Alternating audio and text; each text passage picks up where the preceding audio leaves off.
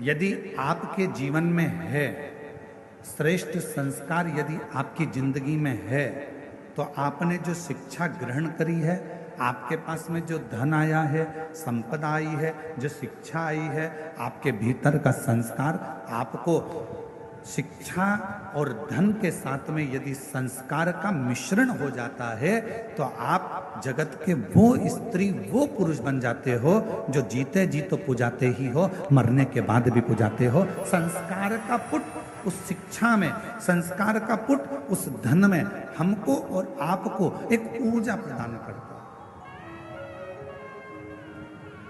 एक बल प्रदान करता है।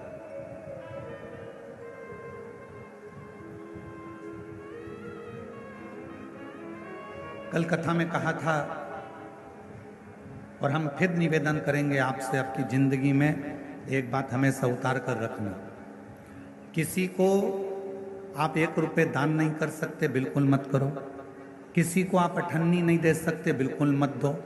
इस व्यासपीठ से हम करें, और एक बार नहीं, हम पहले भी कह चुके, आप किसी को अठन्नी मत दीजिए, 1 रुपया मत दीजिए। आप एक काम करो, अपने घर को, बच्चों को अच्छी शिक्षा दीजिए, और घर के बच्चों को शिक्षा अच्छी दे रहे हो तो फिर उसके साथ एक काम करो, अपने परिवार में कोई पढ़ने का, कोई विद्या अध्ययन करना चाहता है और उसके पास में पढ़ने के लिए पैसा नहीं है, तो उसकी पढ़ाई की, उसकी शिक्षा का पैसा आप दीजिए।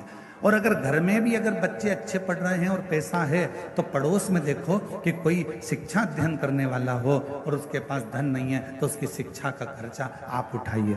और वो भी है तो फिर अपनी कॉलोनी में, अपनी सोसाइटी में, अपने एरिया में देखिए कि कोई बच्चा पढ़ने में कमजोर है और उसको पढ़ना है, उसके पास धन नहीं है, तो उसके शिक्षा का पैसा आपको देना चाहिए। एक शिक्षा और एक चिकित्सा,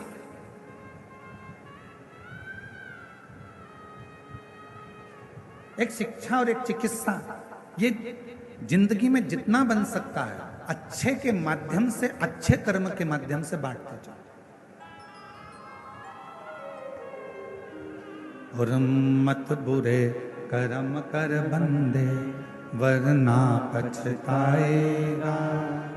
भगवान की आंखों से तू बच नहीं पाएगा, तू बच नहीं पाएगा। अरे ओ अज्ञानी, मत कर नादानी। अरे ओ अज्ञानी, मत कर नादानी।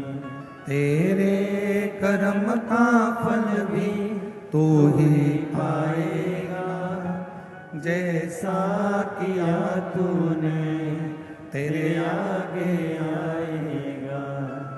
मत बुरे कर्म कर बंदे, वरना पछताएगा। भगवान की आंखों से तू बच नहीं पाएगा, तू बच नहीं पाएगा।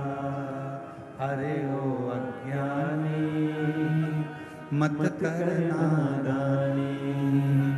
अरे ओ अज्ञानी, मत कर नादानी।